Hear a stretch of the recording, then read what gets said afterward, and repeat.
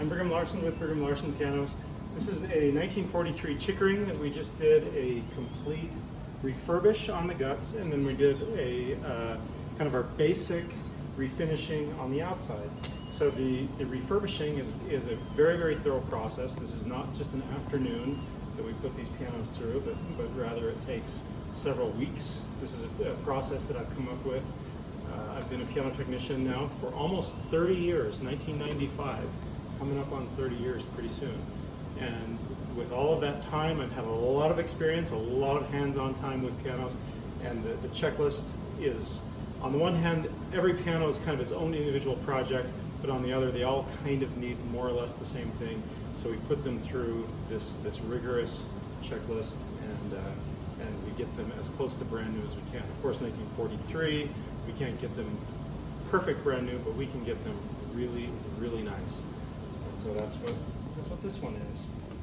Okay, this one has very pretty wood, and it also has, well, why don't we check out the wood? Kind of unique veneer, not veneer that you see very often, especially not after, yeah, that looks gorgeous. Especially not after like 1950, 1960. After that, you see more veneer like this. Like this one, for example, this is 1968. You know, it's just kind of, you know, it's pretty. I mean, wood is always pretty, but it's sort of plain, I guess. You know what? There's another piano that I want to show you. It's not this video. There's another video about this one. But while we're talking about interesting veneer from the pre-1950s, just to kind of, I guess, hammer home the point.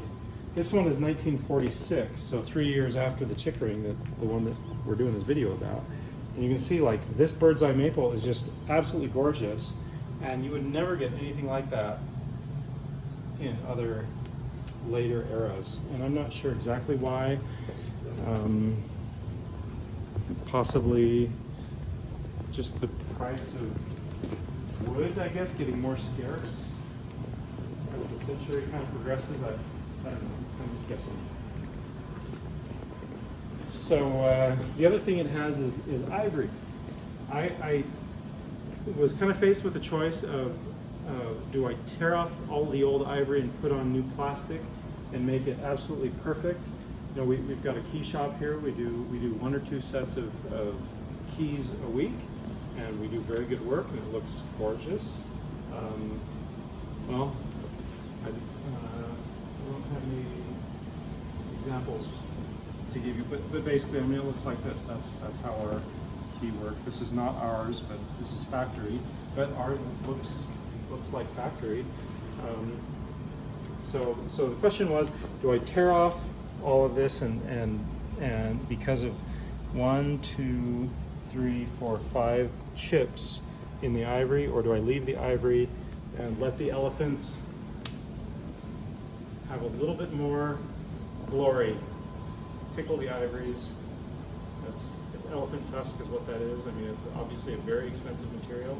It's legal to import, export now, because obviously killing elephants is not good. But this was, of course, way before that ban by several decades. 1972, I think, was the treaty. So this piano is almost 30 years before that. Okay. Then on the guts, what I was referencing a few minutes ago, the work that we do on the inside. So we go through and just make everything function like new. So for example, hammers are reshaped. Hammers, they have this this distance here where they come close to the string, but then at the last 1/8 of an inch they pull away, just like that. There's a very specific distance. There's a very specific distance of the hammers to the strings when they're at rest. There's a very specific distance for these dampers to work, and there's about a dozen other different specs that have to be just right so that the piano is functioning correctly. And we've gone through all of those, and now it's hopefully perfect or pretty close to it.